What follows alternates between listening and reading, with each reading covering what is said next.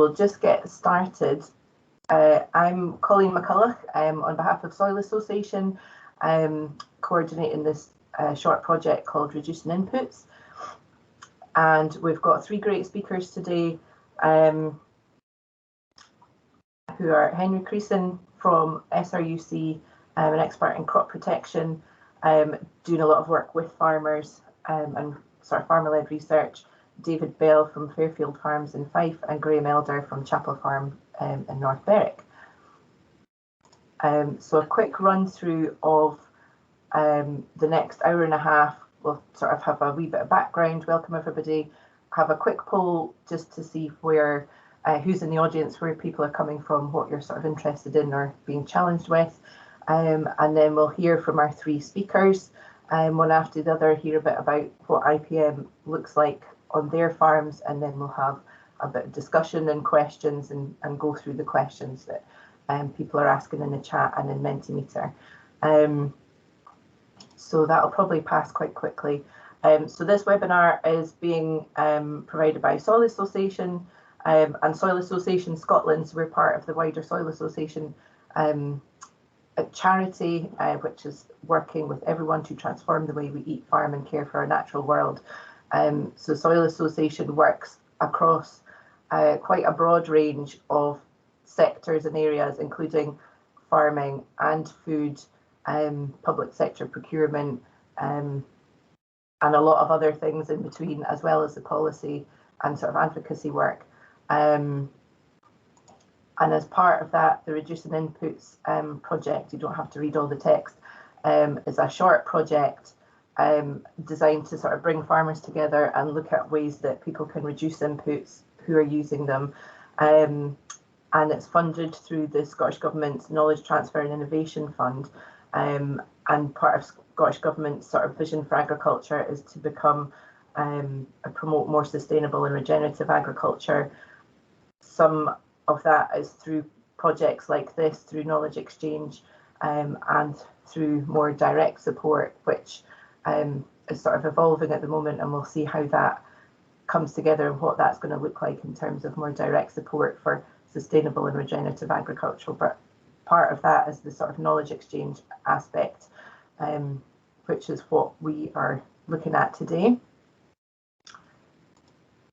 And so before we start and before we hear from our speakers, we're going to do a quick poll with people. So if you're on a laptop, if you're able to have an extra screen, you can either click the link that Jane's popped in the chat, or go to menti.com, maybe on your phone, if you're on a laptop or a tablet, and just type in menti.com and type in this voting code that it'll ask you for.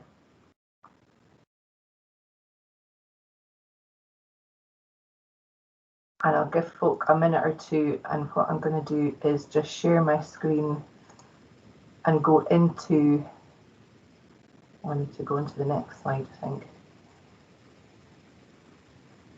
Go into Mentimeter, so I'll keep doing that in a second.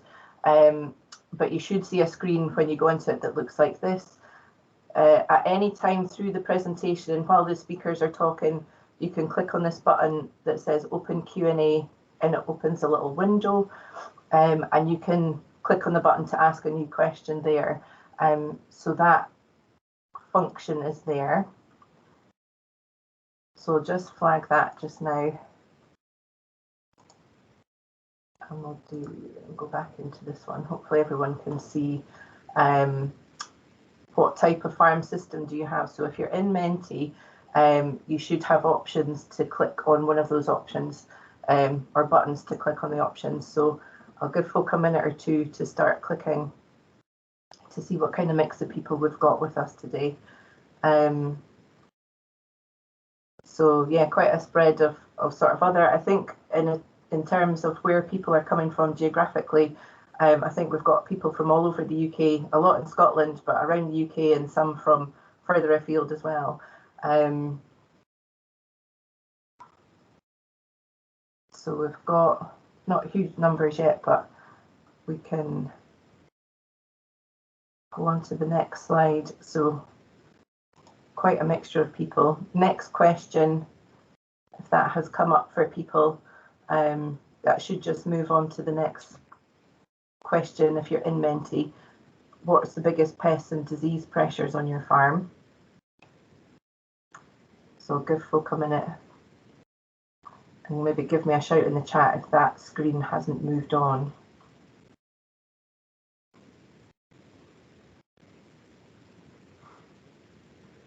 But you should have an option to type in words or phrases and they should pop up on the screen here. Ah, there we go. Fusarium, aphids, thrips, bean seed fly, flea beetles. Okay, cool.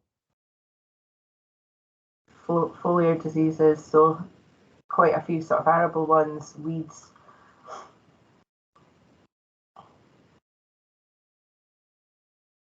Broadleaf weeds.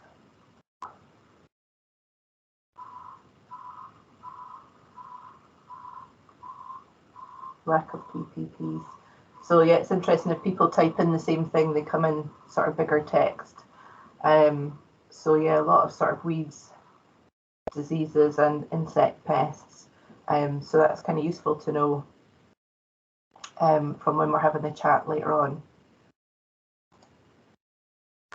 Which measures are people interested in learning more about? We'll hear from our two farmers from a sort of arable and veg production point of view, and the veg enterprise is organic as well, so it'll be interesting to see how those, what similarities there is and how they differ. But there might be other specific questions that people want to know about or ask about. So if there's anything specific that folk want to hear more about today that we might be able to cover, type that in.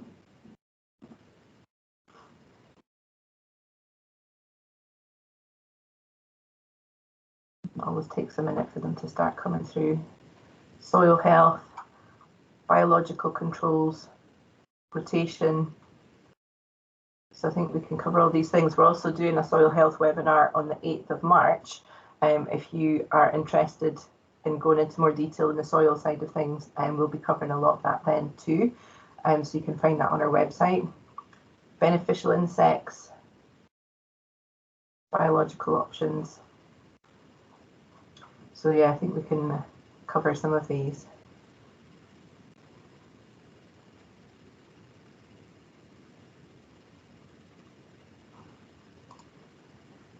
And then the other thing that we'll touch on today is IPM plans. I think probably a lot of the arable folk might be quite required already to be using those, but interested to see how many people might want to use it and haven't used one yet, want to know more about how they work.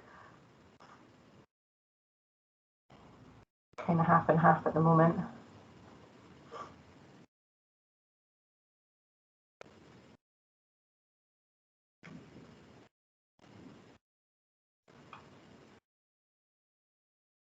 So yeah, sort of half and half. Potentially more if you're arable.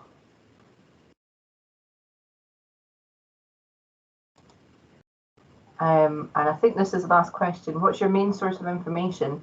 So it's useful for us as sort of knowledge exchange facilitators, as you like, to see where people go to get information, so that we can kind of, use that to inform what we're doing and where we disseminate information as well.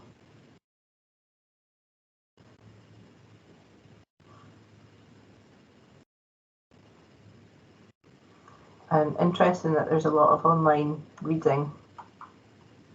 Well, not a huge surprise maybe, but yeah, it feels like, I think that's some of the feedback that we sometimes get actually, is that there's a lot of stuff available, but you're not quite sure where to look for stuff, or if there's things that contradict what you read last week, what do you choose, or what do you kind of follow up on? So that's interesting.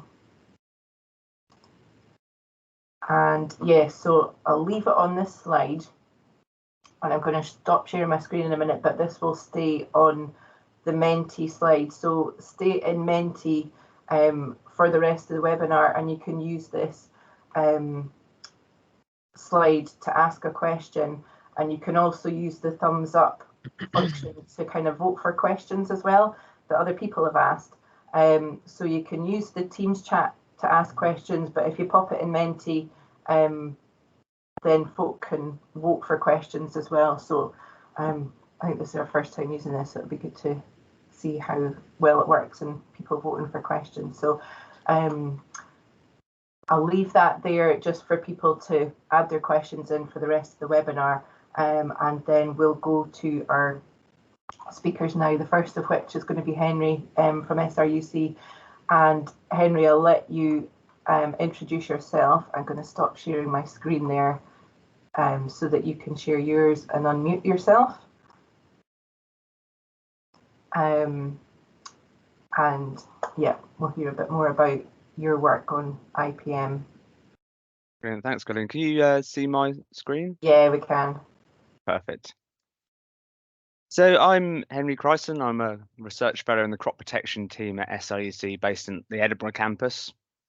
And today I'm going to talk to you about some of the work we've been doing on IPM practices that are commonly adopted throughout the UK.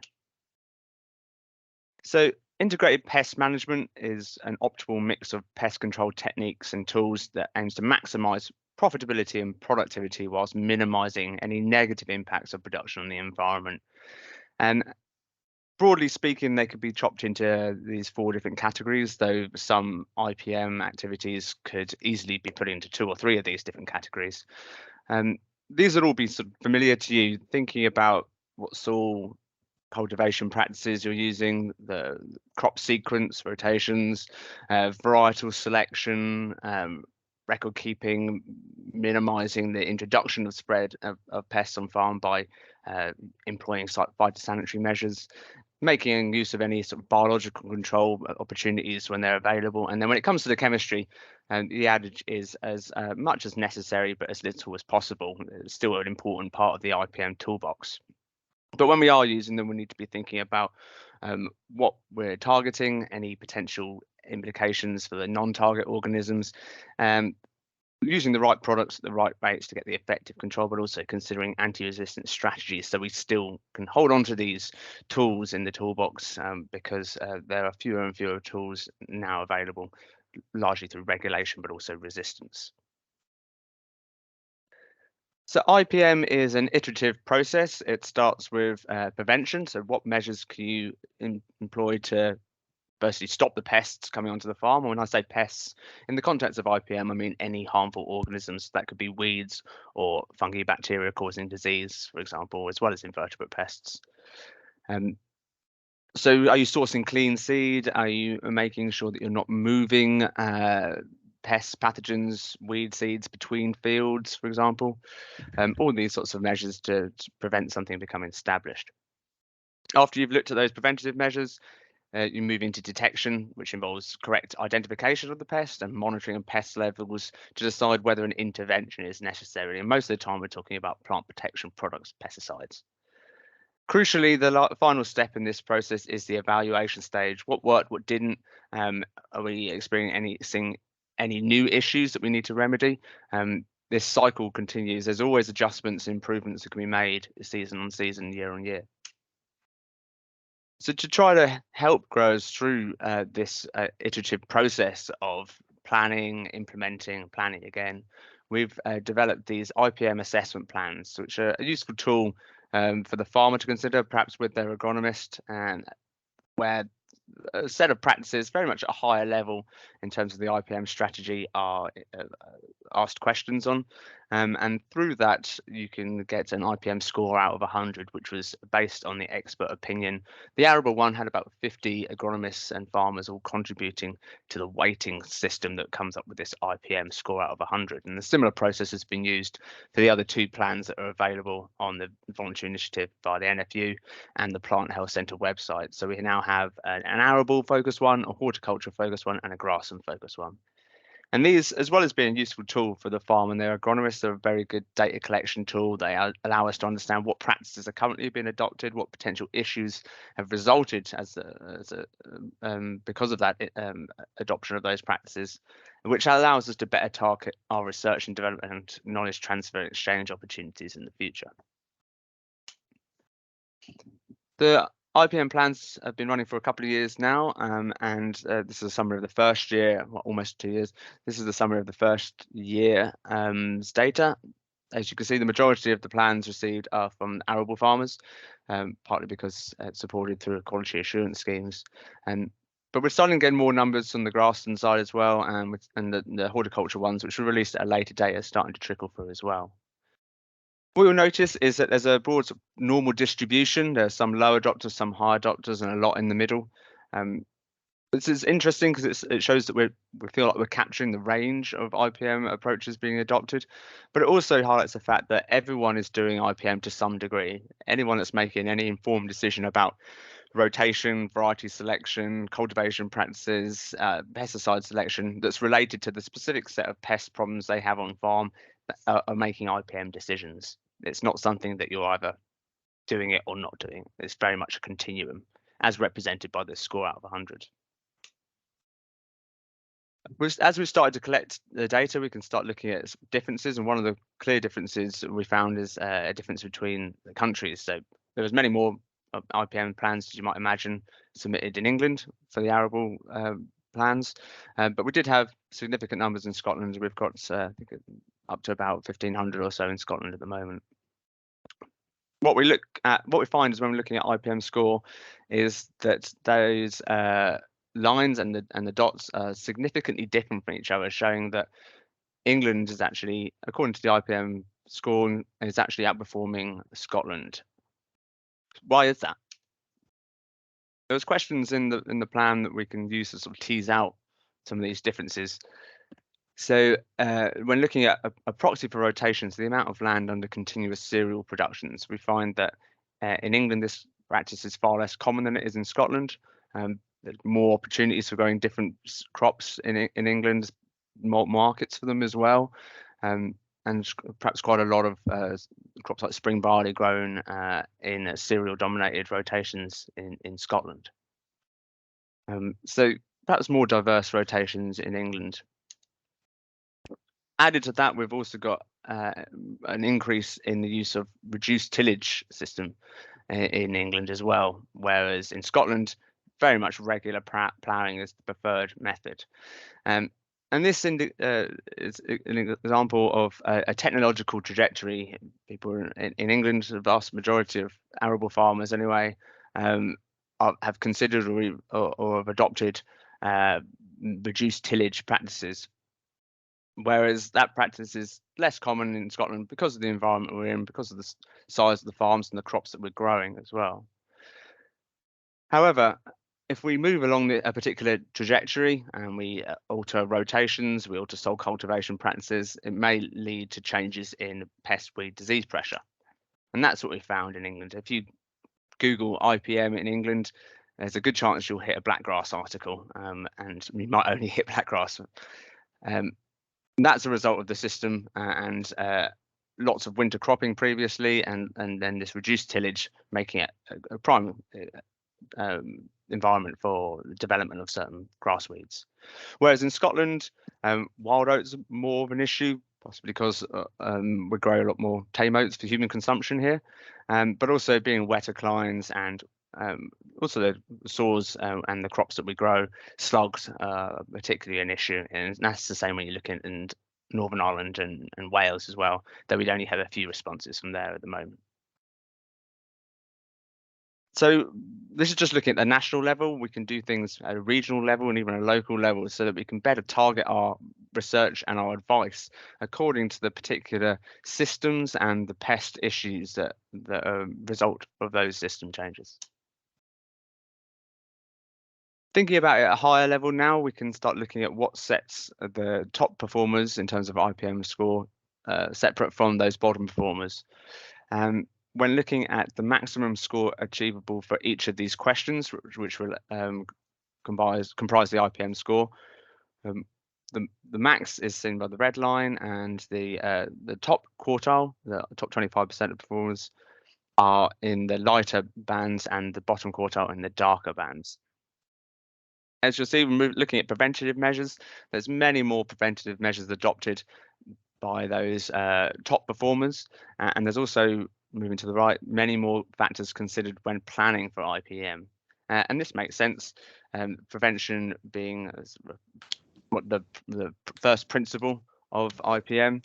And these factors considered planning can be quite diverse. They can relate to product efficacy, varietal resistance status, position, the rotation, decision support systems, and all these sorts of tools that allows growers to make better decisions around IPM. We're looking at grasslands as well. We see a similar thing. Those are adopting many more preventative measures and considering many more factors when planning, and also altering control programs throughout the year by adjusting spray programs or cultural practices, are generally the ones that are achieving the highest scores. So prevention and planning is key for IPM. And crucially, what we also see is that those top performers are typically part of a discussion group where you have that peer-to-peer exchange of information. We also, within these plans, can look at whether there's any differences in the farmer or the farms and how that relates to IPM. And when looking at the farmer, there are very few. Sometimes those with a formal education have a higher IPM score, but it depends on the group of farmers you're looking at. One thing that does come out true across all of the different sample populations is that if you increase arable area, you increase IPM score. I mean, there are exceptions to this rule. Just because you've got a large area doesn't necessarily mean you're adopting a high level of IPM, but this is a highly significant chart, as you can see from the logarithmic scale on the bottom. So this is interesting because these higher adopters typically are farming a larger area. They're perhaps more focused on premium crops. They're more likely to employ a farm manager or perhaps have an on-site agronomist, which will help obviously with IPM.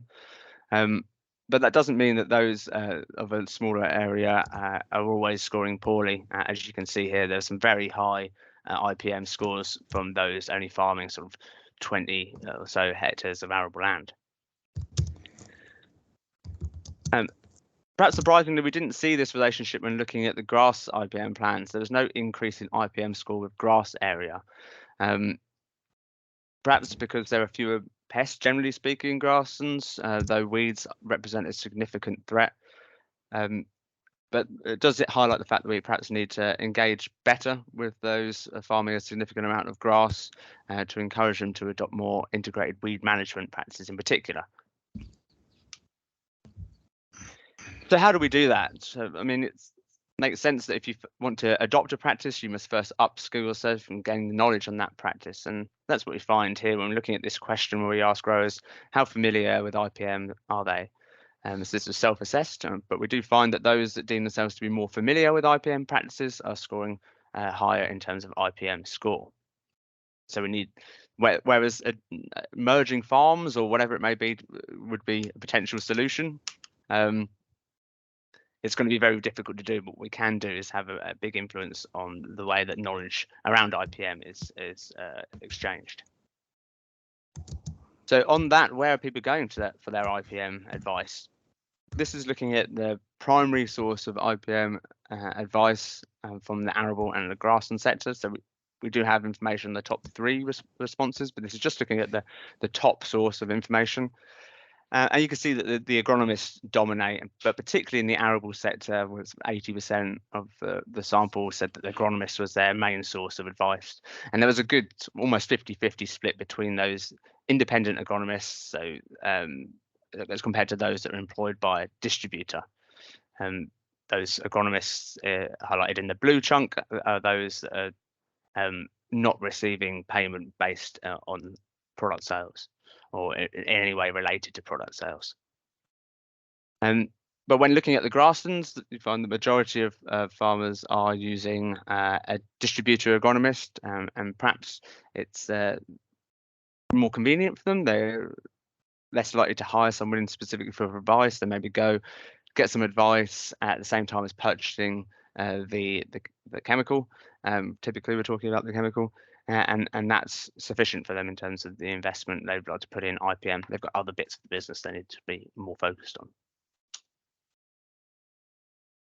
So that's looking at the IPM plans to try to encourage people to commit to further adoption of IPM actions. We have been working with ADAS and the NFU in a DEFRA-funded project developing these IPM tools. So this guides the user to potential IPM opportunities that are based on a lot of evidence that's been collected through literature reviews and expert opinion as to what works in what systems. So there's also will be links to the guidance as well, so where to find that appropriate advice and guidance related to that specific type of pest or the measure employed. So this has been developed now in the second stage of this project into an online platform where you can map fields and record the sorts of practices you've been adopting in those fields, and should be freely available by the end of this year on that platform. So a lot of work's gone into this, but it's really useful in allowing people to develop crop-specific, farm-specific IPM plans that are related to the particular pest problems that are being had on farm. So we've got the IPM plans, which is very much looking at the overall strategy, and we're looking at ways now that we can potentially benchmark people's results to others farming a similar farming system in the similar area. And it will allow you, by going through the plans, you might be able to identify some weaknesses that you would look to improve upon. When going that step further, probably a bit more investment from the user is looking at these crop pest solutions. What worked, what didn't, where can I go to for more advice? The overall goal for both of these plans is a reduction in the risk associated with pests and pesticides. So just moving on to something completely different now. Thinking about the title of reducing inputs, we've done a lot of work thinking about the types of practices that have been employed and the ones that may be employed more in the future if whatever happens in terms of the climate regulations and things that's predicted anyway. So we've been looking at what integrated pest management means under non-inversion tillage. Particularly, if we're looking at diseases. I'm a plant pathologist by trades, so that's what I'm primarily interested in. And under these non-inversion tillage, so min-till, direct drill, which diseases are likely to become more or less of a threat, and can we basically select varieties and make fungicide decisions according to those threats? Obviously, there are many factors to consider, rotational effects, types of crop grown, how long the system has been under a particular type of cultivation practice, and also local disease pressure. But here are some results from a trial that we're now in the third and final year of. This is a winter barley trial. We've got two different varieties. One's more susceptible than the other to the main disease of interest, which is Rhynchosporium up in Scotland. And we've got three different tillage regimes. So direct drill with or without the infected straw raked off, and a plough. And they're under four different fungicide programs ranging from 0 to 3 sprays. And we've got them at a couple of little sites in the east of Scotland. So one in Leven, Fife, and one in Dundee in Perthshire. So looking at the effects of disease, we found that there was more trash-borne disease, as Rhynchosporium, in those direct drill plots with the infected crop residue on the surface. And that's perhaps unsurprising because there's more initial inoculum. Plants are more readily infected at an early stage and gives the disease a chance to develop throughout the system. So that's shown by this the blue bar being direct drill residue, versus the green bar being just direct drill with the crop residues removed, and then the plough at the bottom. Interestingly, we did see a bit more powdery mildew in the ploughed plots earlier on, perhaps due to more accessible nitrogen. Looking at last year's yield data, we found that it was a fairly high pressure year in these sites, and because of that, there was a value of those additional sprays, particularly in that high risk scenario of having a direct drill system with the residue left on the surface. This was not what happened the previous year. We found that one spray for most of those crops and their treatments was enough. Also looking at the yield data from last year, so looking at grain yields, we found that there was differences between the sites. So the Hutton site has been ploughed for the last 20 years, and perhaps unsurprisingly, the crops did better under plough in that site, whereas in Leven, which has been direct drill for sort of over 20 years, the direct drills actually perform better than the plough. So it shows you something about the, however you want to call it, the maturity of the system or whatever, how that might influence which crops do best. Taking that a step further, we're now started to look at the effect of tillage and cover crops as well as plant protection products in a continuous spring barley rotation. So this is a trial at our Boghall site just outside of Edinburgh, and this was a photo taken in November last year with a drone. You can see you've got the min trill in a strip near the road and then the plough beneath it. And there are 4 different cover crop treatments: hairy vetch, mustard, radish and a fallow, so it's growing nothing. There's not much reporting yet because they've been sprayed off and we're waiting to sow spring barley, other than the fact that hairy vetch did better in the plough than it did in the min till system. We'll be continuing these trials, sowing the plots on exactly the same place as much as possible we can anyway, for the next 4 years, so we can look at legacy effects, carryover of pests and disease, again focusing more on disease in particular. But it could be really interesting to look at fusarium and ice spot as well as slugs and things as well. So we're hoping to have more projects looking at those sorts of things in the system, because there's always trade-offs. What you do to control one disease might create another pest problem. We're also within this system looking at plant protection products, synthetic fungicides, but also some of these new biologicals or elicitors as well, and how they perform under these different systems. And that's just some pretty photos of the winter barley trials. So on the left, obviously, is the plough, and on the right is the direct drill with the infected crop residues left on the surface. And with that, I'd just like to thank everyone that's been involved. Lots of people were involved in the work on IPM assessment plans and the test and trial projects creating that IPM tool. And many thanks to all the funders as well, particularly Scottish Government, who funded a lot of the IPM assessment plan research, DEFRA for funding the test and trial, and the Mainsley Lawson Trust for the winter barley IPM trials. Be happy to take any questions in the discussion session. Thanks. Thanks very much, Henry. That was you managed to cover quite a lot of ground, I think, in the sort of 15 minutes. And I'm sorry, I think I pronounced your name wrong at the beginning. So we'll move swiftly on to Dave Bell. And yeah, interesting that Henry mentioned using one solution that ends up creating another problem, because when we were chatting the other day, you were talking about Facilia potentially bringing in PCN for potatoes. So one of those kind of, you've got to have a trial or benefit from other people's knowledge and experience when you're sort of tailoring what you're doing to fit your system, and things that will work for somebody on one farm that maybe don't have potatoes, so that will be an issue, would have impact somewhere else. So I'll stop blethering and I'll pass the baton on to you, Dave. Good afternoon, everybody. Hopefully you'll see my screen up. Yeah, I can see that. And just to clarify there, yeah, Facilia doesn't necessarily bring in PCN. It doesn't.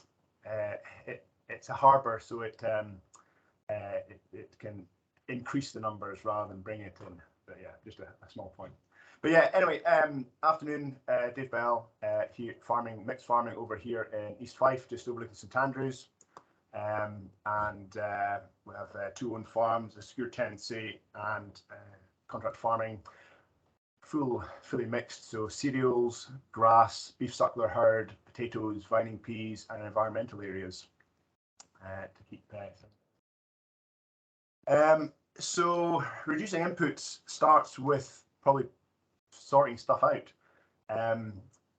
The biggest thing I did or have done to reduce my inputs or to make sure they're more efficient is making sure my pH is sorted.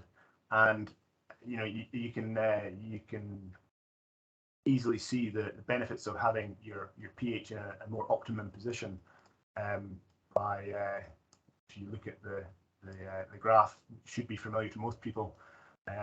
The benefits of having your pH in the 6.5 and a 7 root, because that can limit yield with or it can limit crop health with how the field is taken up. So we've mapped the whole farm. We variable rate spread our lime, and we variable rates our seed drill. So we're putting our money in the right place, and it's IPM, and reducing inputs is all about making sure your money is invested in the right place so that we can make profit, and we can continue to farm and continue to protect the environment and the ground we farm on. You know, as a mixed rotation, I put this up to get folk thinking. These photos were all taken on the same day, which is quite an achievement, getting combines, potato harvesters and pea viners all harvesting at the same time. But you can easily see, and anyone who's met a pea viner on the road, they're not little small things. So yeah, there's damage to the soils. There is compaction. There is, if it's wet conditions, potatoes. I mean, that was a beautiful sunny day, but there can be damage if the conditions aren't right. And yeah, but one of the highlights for me, looking at the pea viners, for example, was our neighbours had pea viners in the same week, the day before, in fact, and their field looked like the Battle of the Somme, and the viners were in with us the next day, and they hardly made a mark. And so we build in resilience to our soils through a mixed rotation, through other things. So as much as I know they can cause damage, we try and mitigate that. All the tires of the trailers or tractors, where appropriate, are oversized to make a bigger footprint, and that intent, as well as we reduce our input costs because we're not using so much metal or so much fuel on the ground, because we're lessening compaction. There's more aeration, there's more air in the soil, so our crops can grow better rather than from compaction, and water drains easier. Same with the combines on tracks, and try and where appropriate, we'll do controlled traffic farming, i.e. we try and run around the tram lines. They're there in the field already, so just keep on using them. We add to the soil, we use as much FYM from ourselves as we can. We have straw from muck agreements, so I'm almost a carbon whore. I'm trying to bring in as much to the farm. We from FYM, straw from muck, hen pen, fibre foss, and composts where we can. Seeing organic materials having not just the benefit of your N, P and Ks, your trace elements, but also the soil conditioning elements as well, and creating a healthy environment for our soil microbes and our soil biomes and all that stuff. But they do come with their own challenges as well, importing or using bulky organic materials.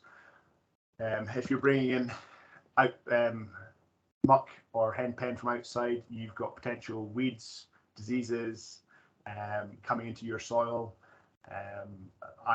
For example, I stopped using my own stock feed potatoes because no one could convince me that a cow's gut would kill off some of the potato pests. So we've stopped feeding our stock feed potatoes to our cattle, because then we're potentially bringing in or spreading out that disease risk onto other parts of the farm. And it's very, as a cash crop, potatoes is pretty high up there compared to cereals. So you have to protect your own ground. it's never black and white. There's always pros and cons and compromises. I mean, it's great to have great conditions and dry for spreading muck, your FYM, but that's not always the case. And you still need to move forward with it. What I did put up though is my these soil health reports, and that was one of the reasons I went. I'm quite proud of my soils, even with my varied rotation, with your high soil microbial index, your perceived health. So I know it gives you great satisfaction that you know you're doing something right in a way. Cultivation techniques, or probably should be establishment techniques. Historically, we're a full inversion plough-based system, but we have break crops. So I've moved towards direct drilling. It's the right tool for the right job, same as plant protection products, the right tool for the right job. And we want to make sure we can reduce our inputs by not dragging steel and fuel through the soil or utilizing it, and using a cover crop as steel. So I look at a cover crop as a replacement to the plough. If the root mass is there, if it makes the soil more friable, I can drill directly into that for my new establishment. So cover crops aren't to be taken lightly. They've made a fool of me several times. You have to treat them as a proper crop, but they come at a cost. I've used everything from fancy mixes to cheap and cheerful sweepings off the floor and the seed house. I've had better results with the sweepings off the seed house floor.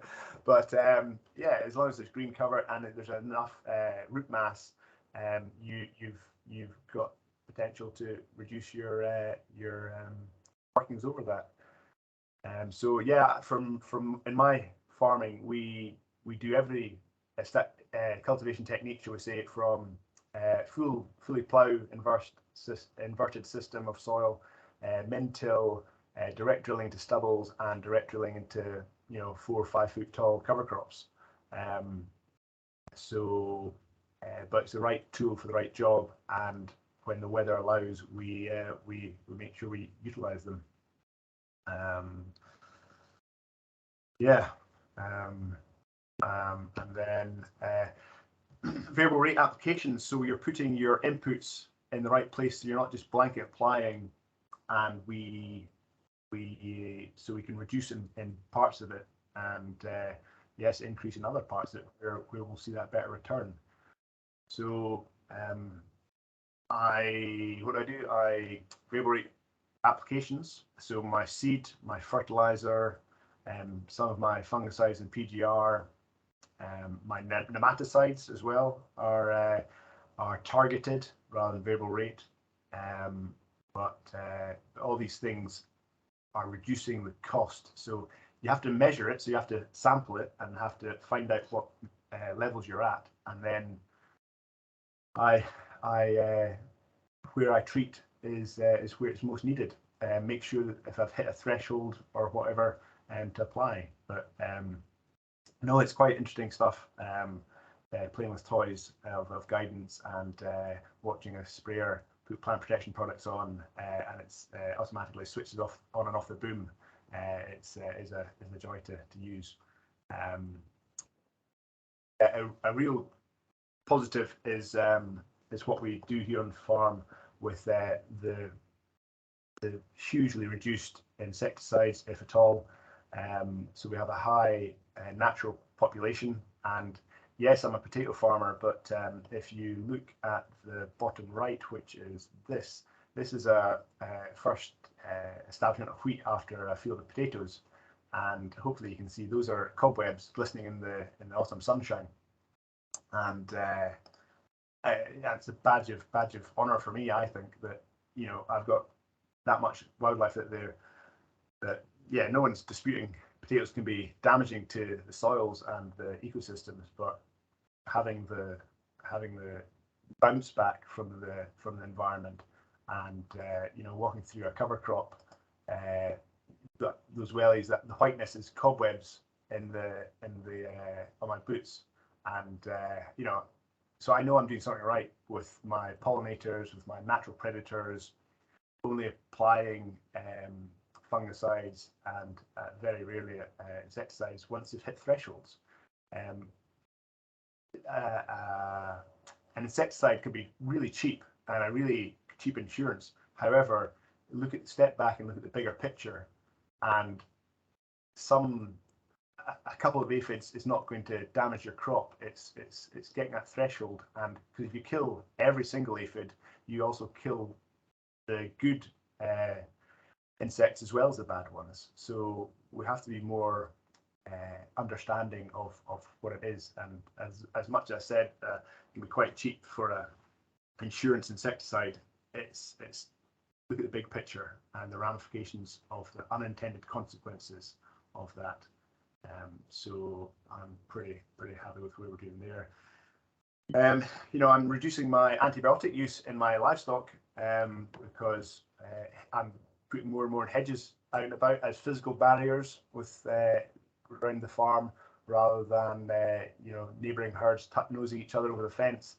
I'm not seeing my neighbours at all have anything to worry about, but I'm wanting these physical barriers, and it also helps with habitats, berries, all these things for the rest of the birds and bees, and putting your money in the right place for long-term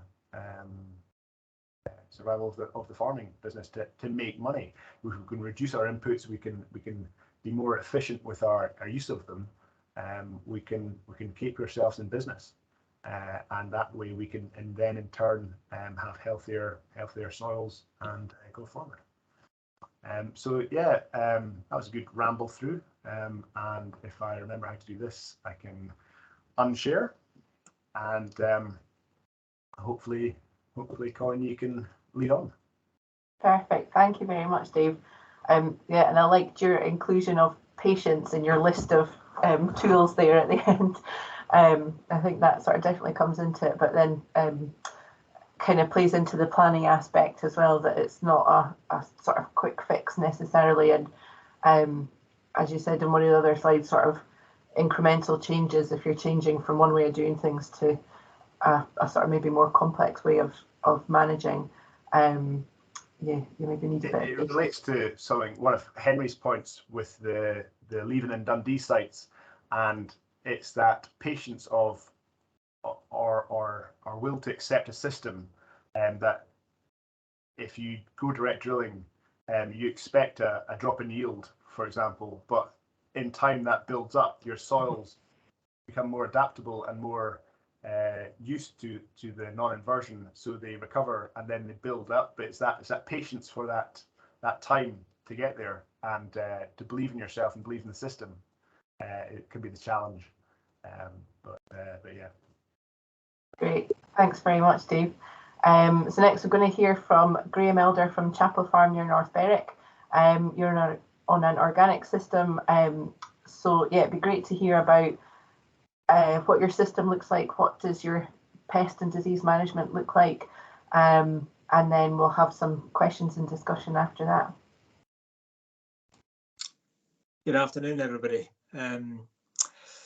Yeah, my name's Graham Elder. We a family partnership on some owner-occupied land in East Lothian, which is actually, as the crow flies, it's not far away from Dave, but we're basically on the opposite side of the Firth of Forth. Brand new, by the way.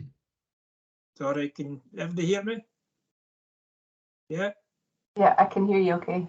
Right, okay.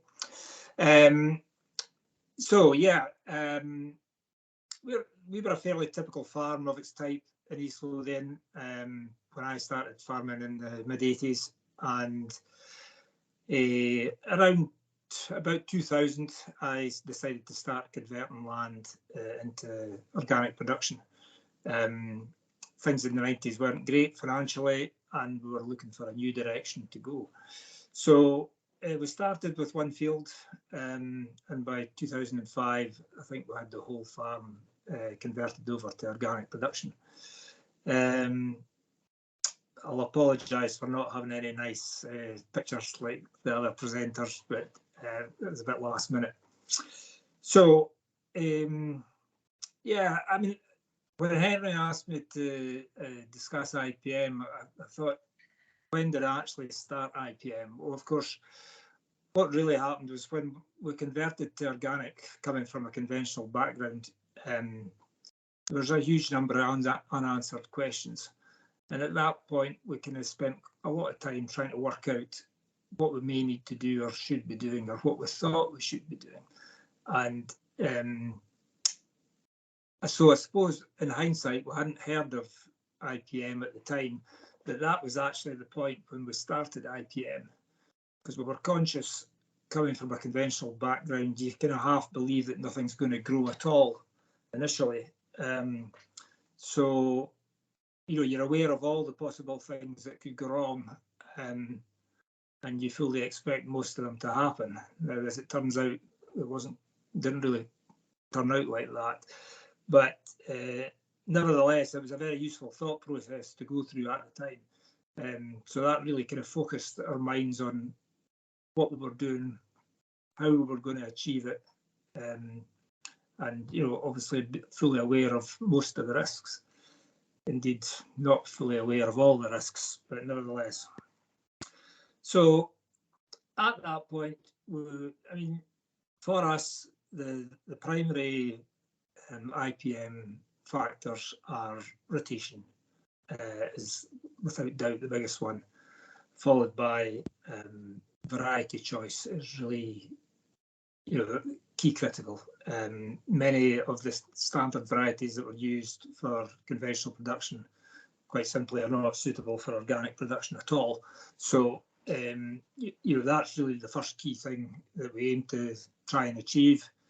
We've had examples over the years where, if I can jump to, well, we better start with the rotation first. We now have a 7-year rotation.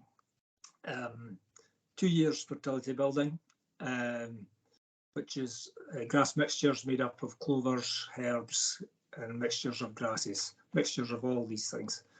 So that's down for 2 years to build fertility.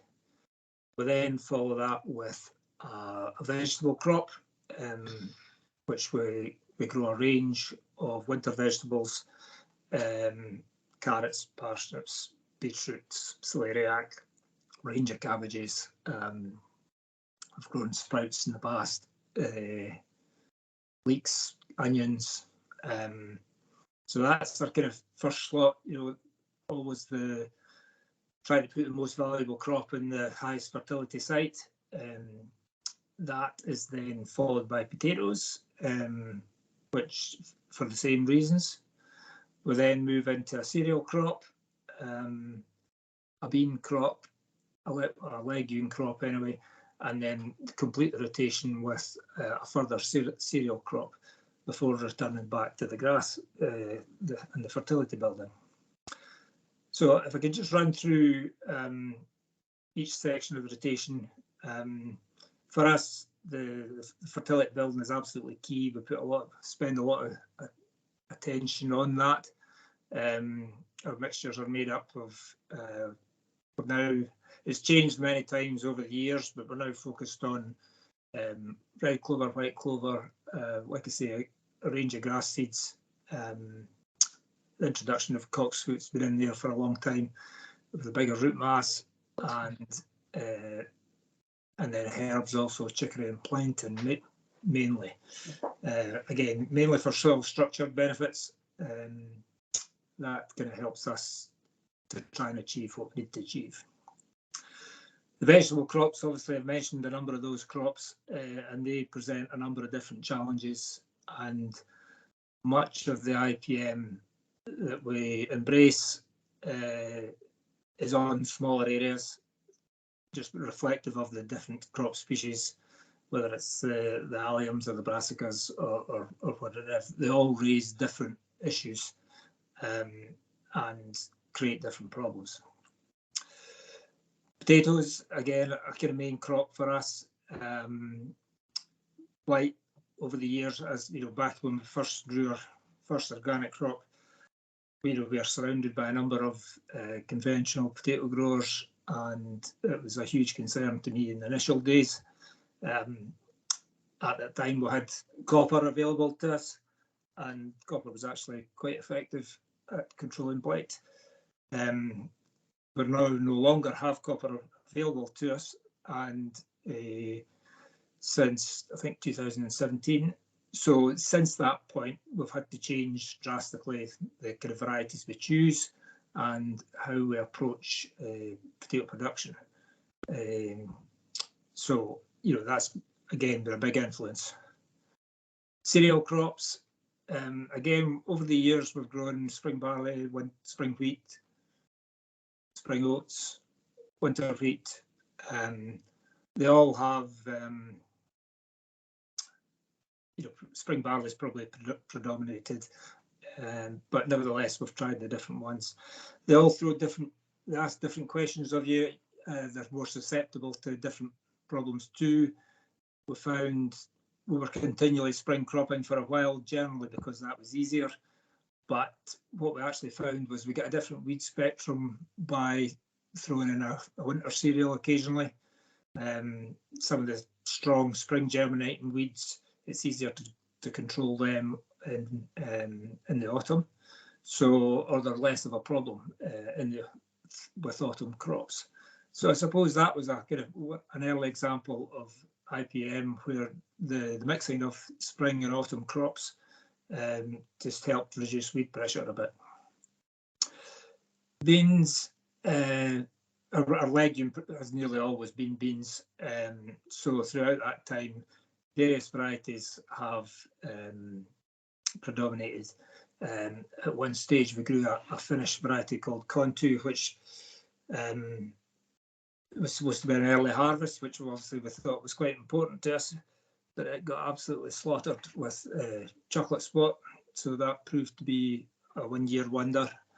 We then moved to a different variety called Ben, which was very successful for a number of years. We didn't really think much about it. It worked quite well for us.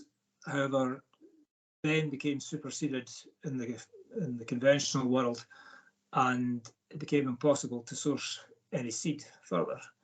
So we lost Ben, and the next sort of good variety looked to be, I think it was Vertigo.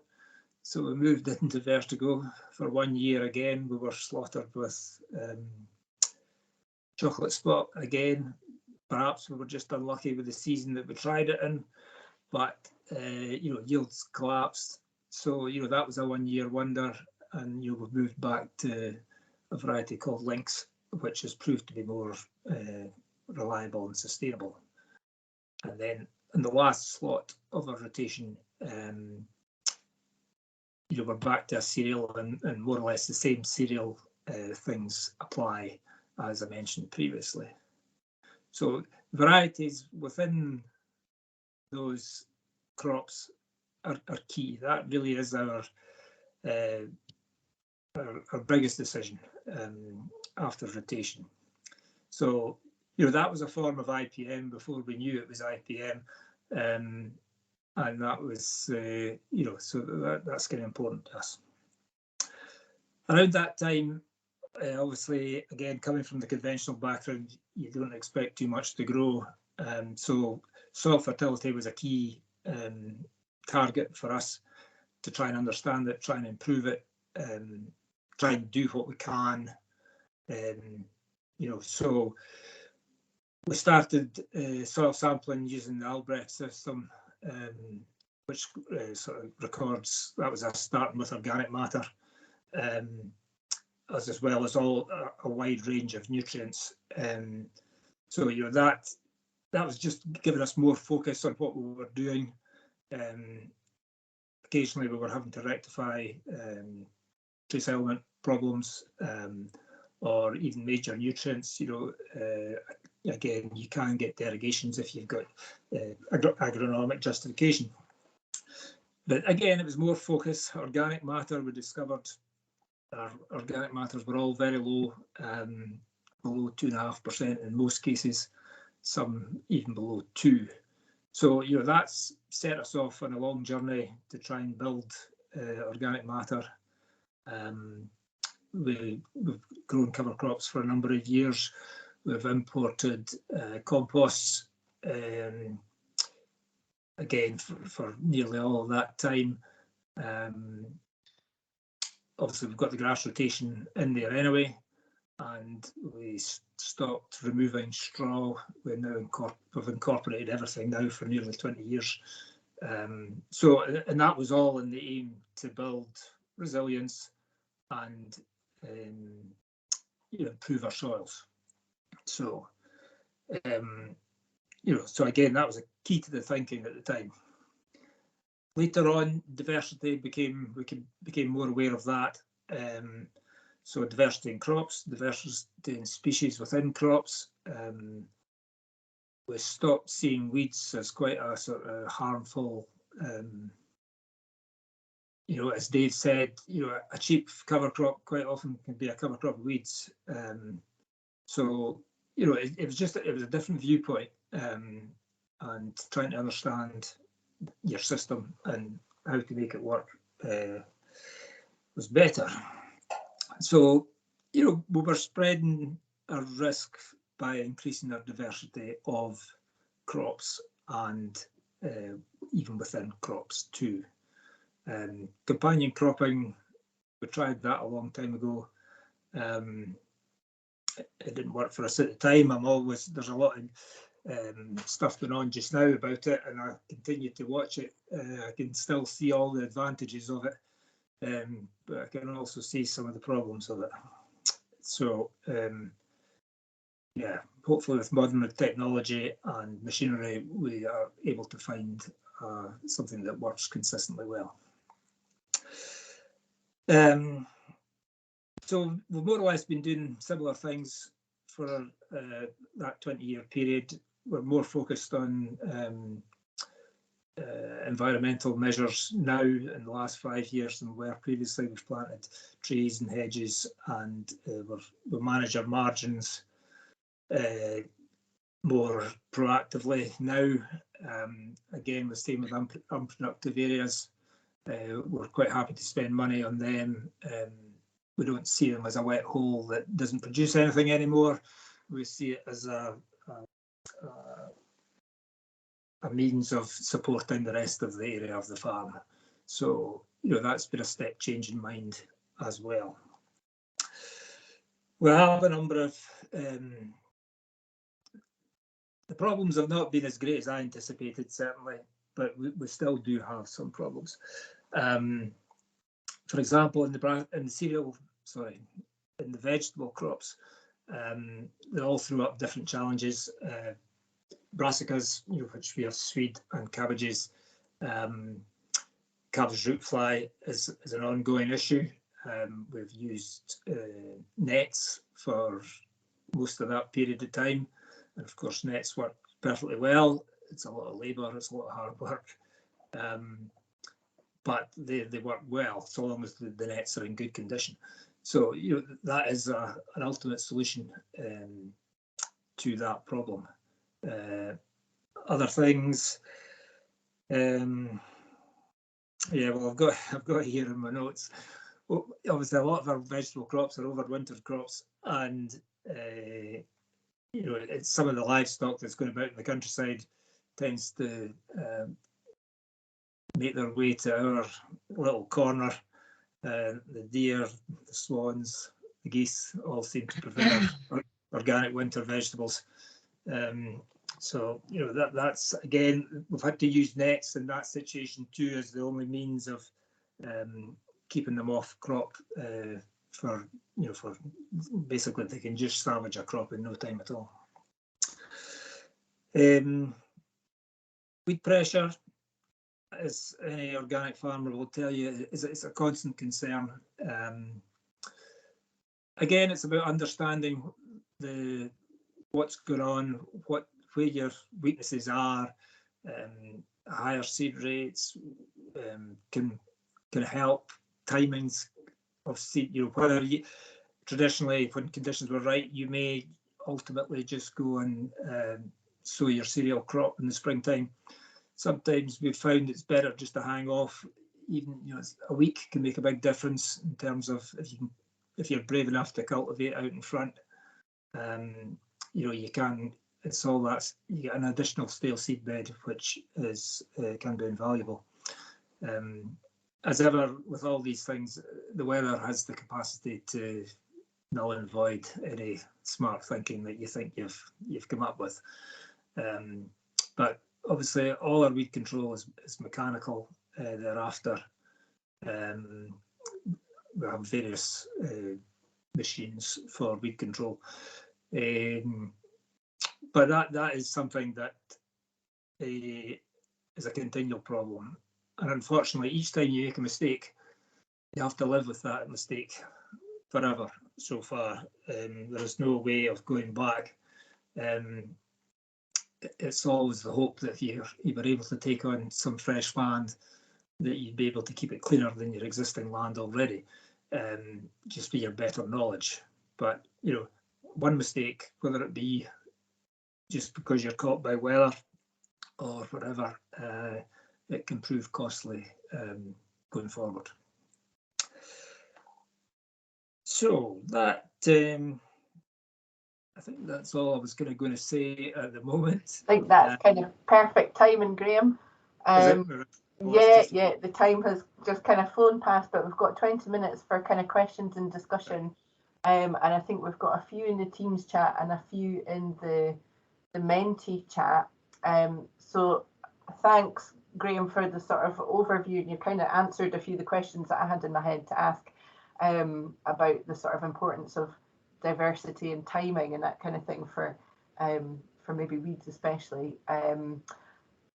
And so I think what we'll do, I'll start going through some of the Menti questions, and if they generate more questions, we can just sort of play it by ear, which ones come through. So anybody that's still in the Menti app at the same time, I think there's 7 questions there. If you want to click the like button for any that you want to upvote to make sure we ask those first, then do that. Otherwise, we'll just kind of work our way through them and see how many we get through. For questions that we don't get through, we can try and address some in the follow-up email if we run out of time. So there's one in the Menti questions to Graham directly saying, could you, I've just clicked my thing out of the way of it.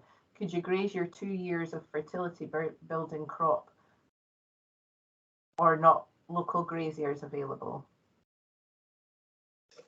Yeah, we do. I mean, we're effectively a stockless system, but we do bring in black-faced lambs from further up the hill for the whole winter. So they're generally with us from September, October time through to April, May. They're valuable. I feel they help our race seeds enormously. They control virtually all the weeds apart from the perennial weeds within our grass lays. So they're ideal. Plus, obviously, I'm delighted to have the manure on the farm as well. Super, thank you. And I see Dave's got his hand up. On you go, Dave. Yeah, it was just to tease Graham that he's far from a stockless system because your livestock's under the ground as well. And when we look at the soil, we look at the livestock beneath as well as above. So, yeah. That's okay. I'll let you away with that. That's very gentle teasing. There's one directly for Dave as well, asking what aches measures did you find useful for the IPM context? The green manures was pretty good. Quite like that one. Hedging, buffer strips, they're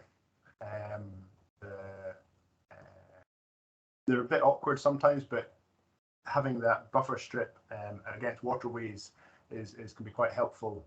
But the biggest benefit, I think, would be the green manures, and just the fact that you're in schemes like this, that you can take awkward corners out of fields to make things more efficient, and you're not overlapping because you're going around and backing into corners. So you're just reducing your wastage.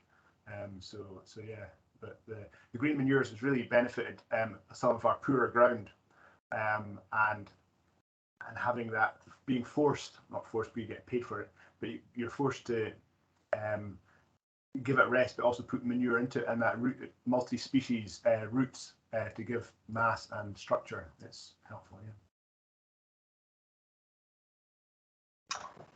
Great. There's one about non-inversion tillage. For that trial, I think, Dave, this is maybe for you as well. Can you talk about profitability as well as the yield? Was that third spray economically profitable? Third spray? So I think they're referring to the winter barley trial that I presented some initial. Yes, it was, because there was very little in that third spray, which was a T0, sort of tillering. So yeah, it was beneficial last year, because grain prices are very good as well. So that's trying to convince farmers that they can reliably reduce fungicide inputs. This is a difficult year to do so. But yeah, it was economic in that trial. Once we've analysed all of the data from that, as I said, this is the final year of that project, we'll look at all the economics, fungicide costs and things like that. Some of the ones that are harder to get our head around when looking at plot trials, Dave may have a better answer to this, relates to that sort of cost of operation, the labour, diesel costs around the different tillage practices, which are very tricky to do in small plot trials. But that's a perfect opportunity to pass that on to Dave. Yeah, I've hosted cultivation trial or establishment trials for the last 3 years, and still got another 2 years to run for a nice 5 years of arable. So we're conventionally plough a part of the field, we min-till it, and then we direct drill over different years, the same part of each field, and we compare and contrast the yields and how the plant health is over these 3 sections with ADAS and Syngenta. And the best way to find out is do a trial on your own ground. And if you can get someone to facilitate that trial and give you the seed for it, it's a win-win. I'm reducing my inputs because someone else is buying them for me. But yeah, but learning in your own ground is so much better than learning on a local farm or a regional farm. Yeah, it does reduce my fuel, and you can see we'll be doing it more accurately this year in spring drilling. But the fuel input for now that the ground is more, I don't want to say firmer, but more used to direct drilling. Compared to the sappiness of the ploughed ground, where you sink into it, it's these marginal gains, but they all add up, the marginal gains, and that's what we're trying to. We're not looking for a silver bullet, because there's no silver bullet to fix everything. It's just these little tweaks, and it's remembering the little tweaks we made to do them the next year as well. Yeah, I suppose that comes into the sort of planning, forward thinking, remembering, trialing kind of mindset, I guess, if you like, and speaking to other people and sort of learning what, getting ideas from other folk. The next question, is there any data on IPM uptake and profitability and farm business resilience? I'm not sure, maybe Henry might have some comment on, whether you've got a sense that IPM uptake is increasing in Scotland. I know it was quite markedly different to England in one of the slides that you showed, that we've got maybe a bit of catching up to do in terms of uptake. Yes, I don't know. There are different sort of limitations on the level of IPM that can be sort of realistically practiced in different farming environments, different farming systems, and we have to recognise that the average farm in England is quite different to that in Scotland.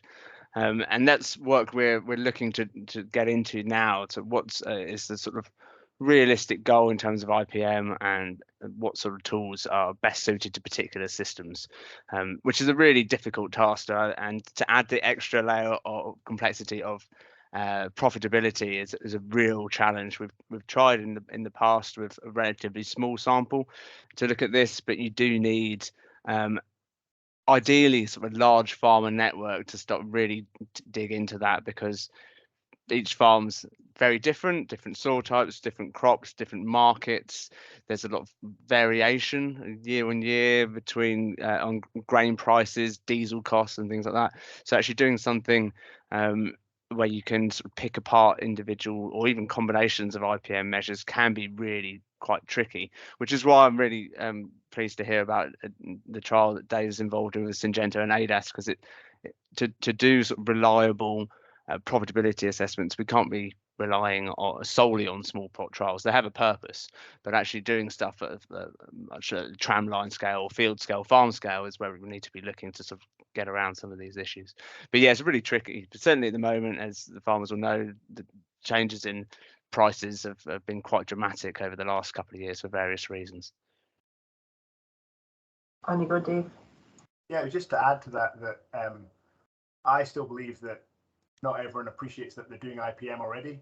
I think we're doing it, but we just don't know we're doing it. You can look at the plough. It's a great tool for IPM. It's a great tool for using non-synthetic plant protection products, because you're burying that trash, you're reducing that weed or disease burden. Yet again, you can look at the benefits of direct drilling when you're reducing your inputs of wearing metal, of fuel. However, you're potentially opening up yourself to more fungicides or fungicide use with the bridge there. It's never black and white. It's just we're all doing things differently, and every farm's different. And what works for you with your machines or your mindset might not work for someone else. So we shouldn't be too hung up on this is IPM because we're doing it already. Because we're farming, so we've got to be doing something right. If you're still a profitable business, or if you're still a business in this day and age, you're doing something right. So I'd just don't knock yourself too badly. Thanks, Dave. The next question in that list, I think, probably touches on Henry's slides. How do you define a top 25% farmer or bottom 25% farmer? And I know you had sort of some characteristics that might indicate whether you had a higher IPM score or lower score or lower uptake. But yeah, I don't know if anybody wants to comment on that one. So the upper top performers and the lower performers were the upper quartile, so the top 25% of the population, relating solely to their IPM score versus the bottom 25% of the population. So that's how we defined those. I mean, it was fairly arbitrary. We just wanted to have a look at what was the difference between the top performers and the lower performers. One thing that we have sort of looked at as explanatory variables, the farm type, and particularly that sort of area under arable production. But as I said, depending what sort of sample you're looking at, having some kind of farming qualification is correlated with an IPM score in most of the studies that we've done. But that doesn't have to be a degree or a master's degree or PhD. It's typically that those benefits are attained at diploma sort of HND sort of level, which I think most farmers have. I mean, I've just been teaching this morning, and we have a good cohort of agriculture and horticulture students that will be focused on that sort of HND level qualification. Many will continue on, but there's quite a lot will go back after they've gained some of those practical skills. Farmer age can sometimes have an influence, with the older farmers that are perhaps closer to retirement being less likely to or less willing to change. And certainly if there's not a succession plan, we find that this is, when we looked within Scotland anyway, that's certainly held true. But particularly it's the type of crops grown and the cropping system that dictates sort of the level of IPM that's really required.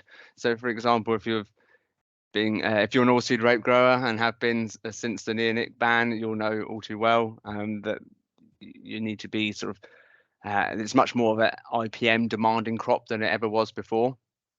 And so those growing those high value crops that are IPM demanding typically have a higher IPM score because they've had to meet that level to get the crop to a satisfactory standard and level production to be able to sell it.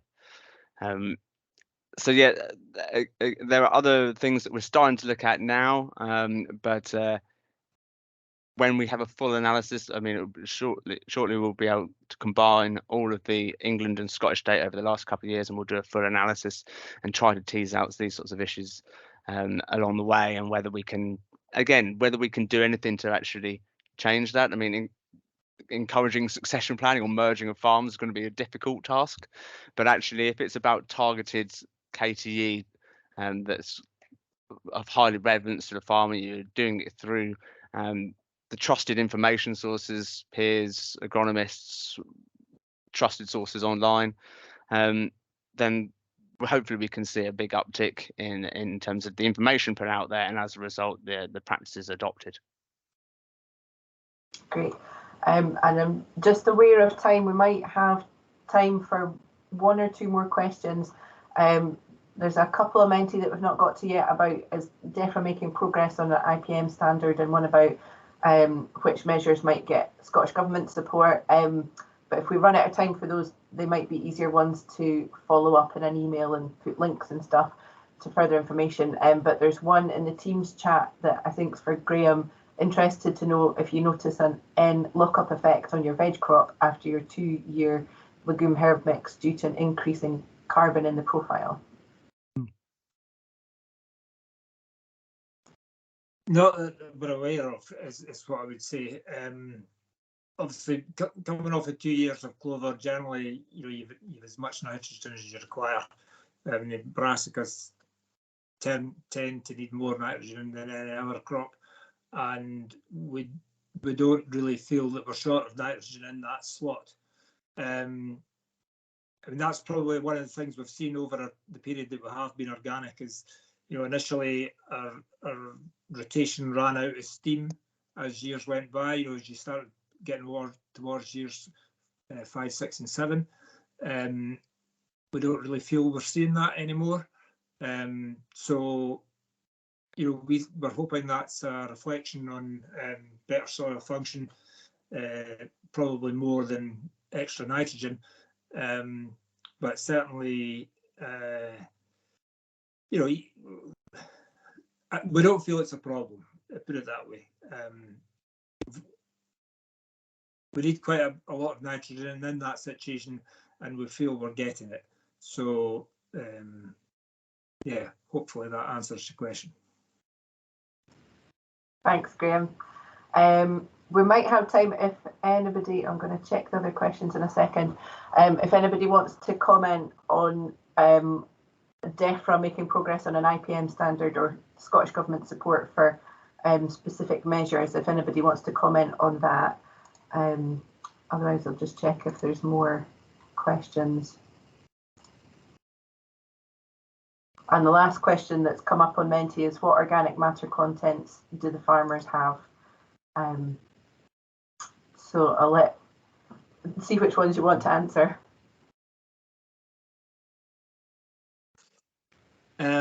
I'll jump in first. Yeah, well, we've been monitoring this for 20 years now, and broadly speaking, I have a spreadsheet that averages everything that we've ever done. So I can't remember the exact figure, but I think on average over that period we've moved from, I think, about 2.2 up to 2.9 or thereabouts. So it's a very slow gain.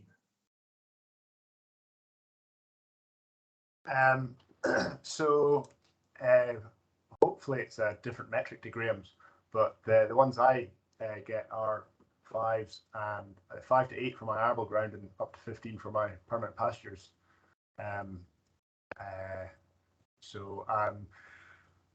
It'll be the loss of ignition probably. Which way around is it? This is where Henry will probably tell me the right way around. Damn it, no, okay, all right. So yeah, but the metrics we get for our soil sampling anyway, our arables ranges between 6 to 8, and then our grasses are 15. So, which gives me great. I think it reduces my inputs on other things with healthier soils and the microbial activity of the biome. It allows me to go more direct drilling, and I think get the results quicker than with that drop of yield. Just jump in there. I don't know much about that, but there are issues about the way things are measured that I've discussed about. So it's not my area, so I won't want to comment on it. But I'm saying that Dave's pointed to something there, how you measure and how you assess progress is something that should really be sort of within the farm. We're not looking ideally for you to compare this the organic matter or IPM score really with others. It's about continual improvement on your own farm. I'd probably just jump in there and say I utilise the FAS ScotGov funding for soil mapping and organic matter mapping that's available for 20% of your farm each year, which it's one less thing you have to pay for. So make it fit into your rotation of soil mapping. So it's pretty easy to do. So yeah, we can include that in the links in the follow-up email. So yeah, I think we're about to rapidly run out of time, but I think that's sort of timed out quite well. So thank you so much to our speakers. It's been a great chat and great to see how things, how different it can look in different systems and how you have to make it sort of fit into your system and what works for you, and how that changes just when you think you're getting the hang of something as well, like quite a lot of things in life. Yeah, thank you very much to all our speakers. Thank you also to Jane in the background, who's been sort of popping links and things in the chat and keeping us all right. Thank you also to our funders, the Scottish Government Knowledge Transfer Innovation Fund, who are funding this knowledge exchange work. I'll put in a wee plug for our next webinar on the 8th of March, which is soil focused. I can't remember the title of it now, but it's for managing soils and valuing soils. So we can pop the link for that into the chat and in the follow-up email. Jane is also going to pop a link in the chat for a very quick follow-up survey, just that really helps us with sort of tailoring our future work, knowing what people are interested in and being able to report to our funders and that kind of thing. We'd be really grateful if you can take a minute or two to do that. And then once we're finished our sort of series of webinars, farm walks, and resources that are going to be kind of coming out of that, we'll share that with everybody through an email in March, with lots of sort of links to resources and more useful information, videos and things like that. So we'll sort of keep in touch and send that to people as that comes through. So unless I've forgotten anything, shout now if I've forgotten anything important, but I think we'll wrap up there and let everybody get on with your day. But thank you so much to everyone that's attended and joined in and asked the questions, and thanks